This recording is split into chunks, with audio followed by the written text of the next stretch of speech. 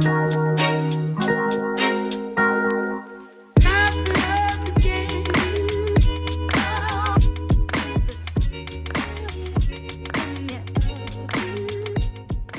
tip off once again in Indianapolis, the city hosting this year's Big Ten men's and women's tournament championships.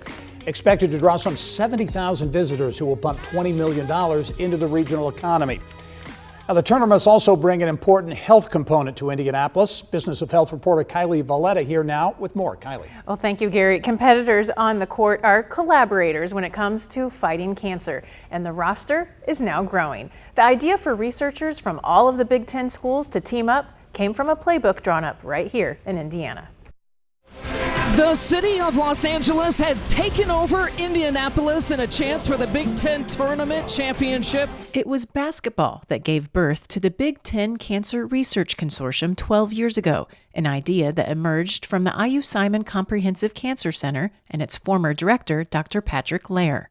The Big Ten Cancer Research Consortium is where the Big Ten's fierce rivals join forces. And its administrative headquarters are right here in the heartland at the Hoosier Cancer Research Network. The consortium is 16 universities and cancer centers that are working together to help advance clinical research. And the way to describe it is they're really doing clinical trials together. That means each cancer center adds its own expertise and more locations for recruiting patients, about 1,000 to date. Each one of those patients looking for a new option with their cancer diagnosis, that's the most important thing. And each trial has its roots with a doctor who sees patients with cancer every day. It's interesting to see it's the doctor's idea as opposed to the industry's idea. And the fact that that option is coming directly from the patient's doctor, I think is exciting. It's really different, and it provides, some additional hope for those patients because they know they're working with somebody who's really looking out for them. And now the cancer fighting team is growing.